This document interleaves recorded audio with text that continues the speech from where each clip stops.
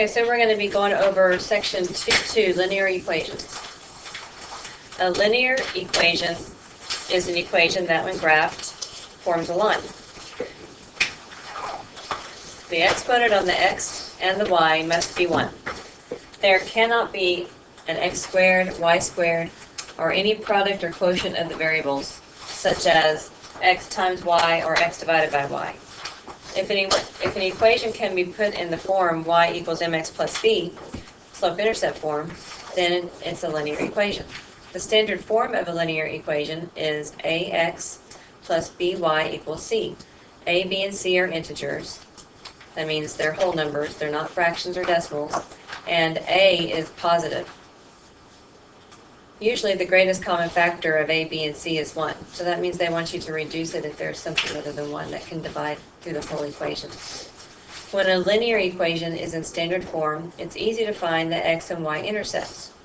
The x-intercept is the point where y equals 0, and the y-intercept is the point where x is 0. If you find the x and y intercepts, you can easily graph the line. Okay, so on the first part, they're just wanting you to determine if the equations are linear, and if they're not, then explain why they're not. So on the first one, you have f of x equals 10 minus 5x. So remember from yesterday, this is not f times x, right? This is function notation. So this whole f of x thing, I could replace with a y. It's the same thing as y. So I could rewrite it, y equals 10 minus 5x. Okay, none of the variables are to a power greater than 1, so this is linear. And when it is linear, you don't have to tell why, you just say yes or no, okay? So on the second one, g of x equals x to the 4th minus 5. So is this one going to be linear? No. Okay, why is it not going to be linear? Okay, because of the exponent. So you just say because of the exponent. So any exponent other than 1 is going to give you some kind of curve in your graph. Number 3, h of x, y equals 2 times x times y.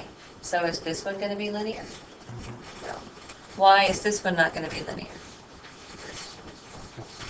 Because it has the two variables being multiplied together, and you can't have that in a linear equation.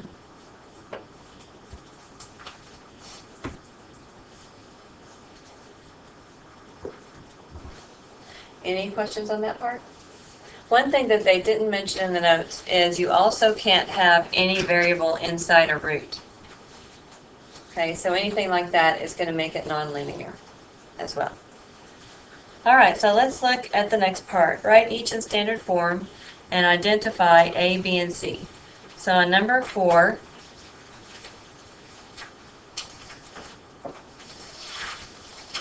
y equals negative 2x plus 3. So just to refresh your memory, standard form is a times x plus b times y equals some constant variable or some constant number. So your leading coefficient, the coefficient with the x, has to be positive, has to be greater than 1, and all of the numbers, a, b, and c, have to be integers. So no fractions, no decimals. I know it sounds really simple, but it's the details, and people don't pay attention to the details, and they miss this all the time because they're not being particular. You got to be picky, okay? So it has to be in this order. A has to be positive, and they all have to be integers. So this is almost in the right form. I just need to move the negative 2x to the left side. So I'm going to add that over. Oops, that should be equals. And is that in standard form now? It's not in the right order, right? The x needs to be first, and then the y, and then the constant. So I need to put the 2x first, and then plus y, and it equals 3. A is positive. All of the coefficients and the constants are integers. So this is in standard form now. A is your number in front of the x. B is the coefficient of the y. What is the coefficient of the y? 1. Okay. When it's not there, it's understood to be 1. And C is the constant. So this would be your answer.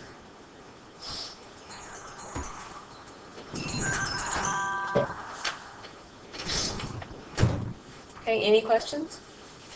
Okay, you guys do number 9. No, I'm sorry, number 5. You do number 5 and I'll do it up here, okay?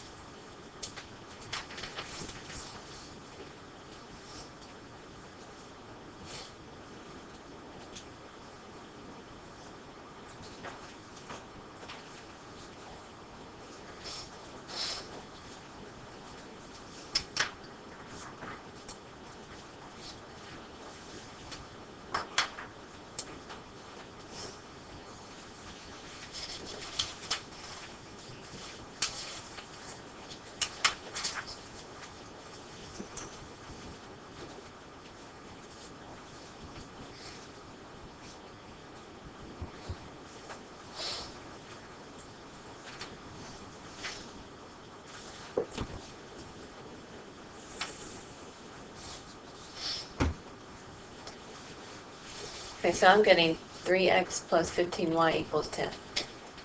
So A is 3, B is 15, and C is 10. Any questions? Okay, let's look at one more. Let's look at number 7 real quick. Point 2x equals 12. All right, so I cannot have any decimals or fractions in standard form.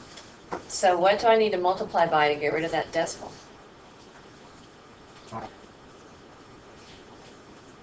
Okay, I could multiply by 5. Okay, I could multiply by 10. Either one, those are both good answers. Let's multiply by 10 just so I can do something else though. Just so I can reduce it down to lowest terms. So I want to multiply the whole thing by the 10, not just the 0.2. Okay, that keeps everything even, keeps it balanced. So I have 2x equals 120. So this is a case where you're going to have a common factor other than 1. You can reduce this whole equation. As long as you reduce every number in the equation, you're keeping it balanced. It's not changing the value. So if I divide everything by 2, I can get it down into the lowest common factor. So x equals 60 is going to be your equation. And that's all that you can do with it. That's going to be what kind of a line? When it equals x. Is it vertical or horizontal? Vertical. Yeah. It's going to be a straight up and down line. So you could write it with the y if you really wanted to. Put in a 0y. But you don't have to. It's not necessary. Okay, so A in this case is 1. B is 0, and C is 60. Any questions? So it doesn't matter what number you multiply by. Well, it does, as long as you make it a whole number, an integer, yeah. The 5 would have worked, and it would have gotten us right here. It would have got us there faster. All right, so let's look on down to the next part, number 8. Find the x and y intercept of the graph and graph the equation. So you guys do need to get out a piece of graph paper, and you will need some for your assignment as well.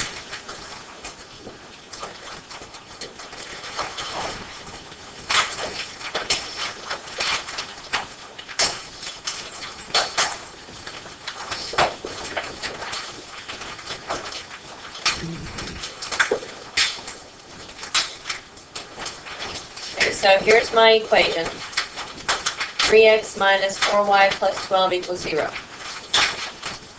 It's almost in standard form.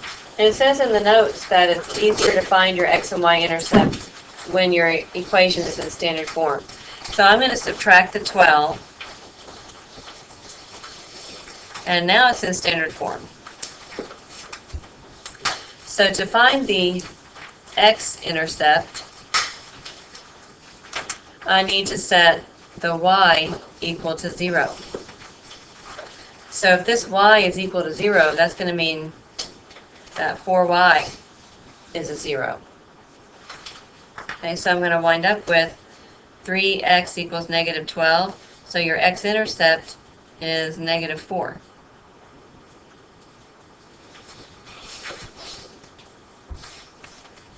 Now to find the y-intercept,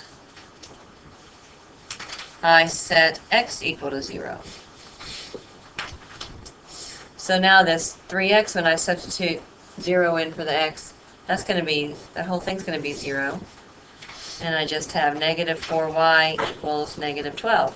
So y is 3. That's your y-intercept.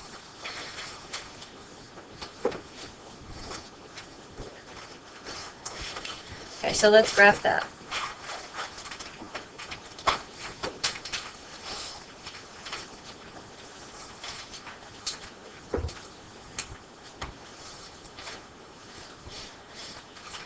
The y-intercept is 3, so that's going to go on your y-axis. X-intercept is negative 4, so that goes on your x-axis. So I have 2 points, and then I can draw my line.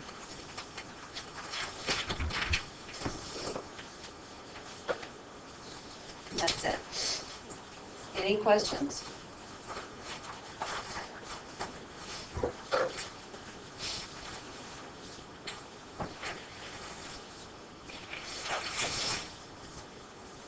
Okay, you guys try number 9.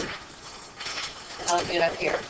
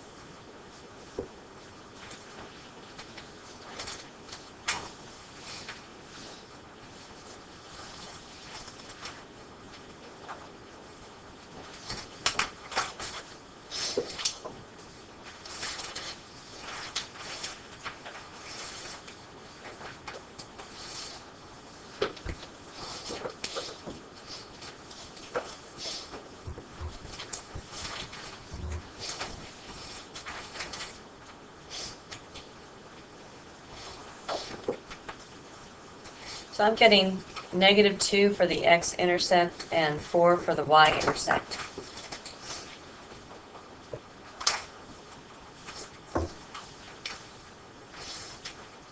Okay, any questions? Okay. All right, so we're going to look at 10 and 11 together.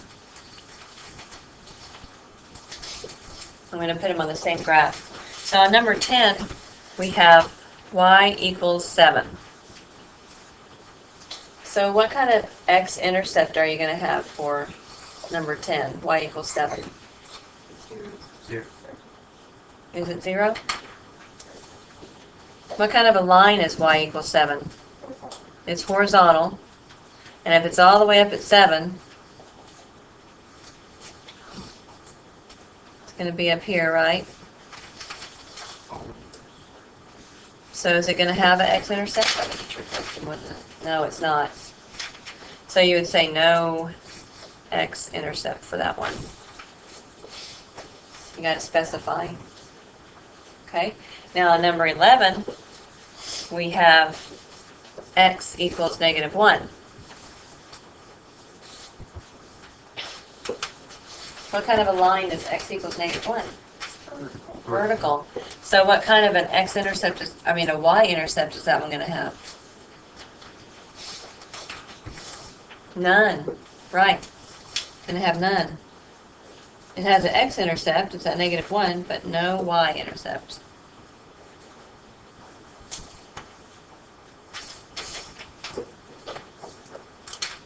Okay, any questions?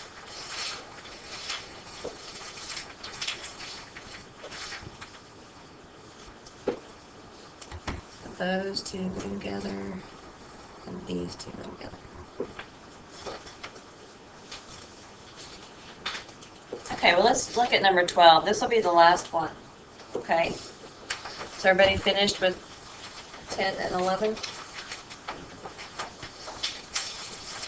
Okay, on number 12, it says, in August 2000, a Russian submarine sank to a depth of 350 feet in the Barents Sea. The linear function P of D equals 62.5 D plus 2,117. That can be used to find the pressure, pounds and square feet, at a depth of D feet below the surface of the water. Find the pressure at 350 feet. So this is function notation. It's not P times D. It's telling you the pressure at whatever depth is what that's saying. And the problem, it gives you depth of 350 feet. So I'm going to substitute that 350 in for every D. Okay, so it's going to look like pressure at 350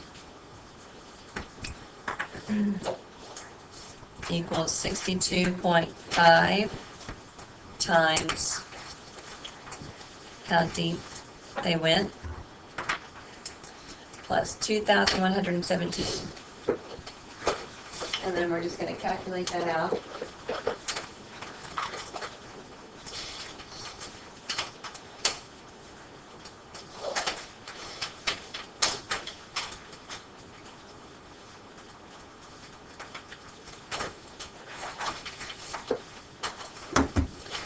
So the pressure at 350 feet is 23,992 pounds per square feet.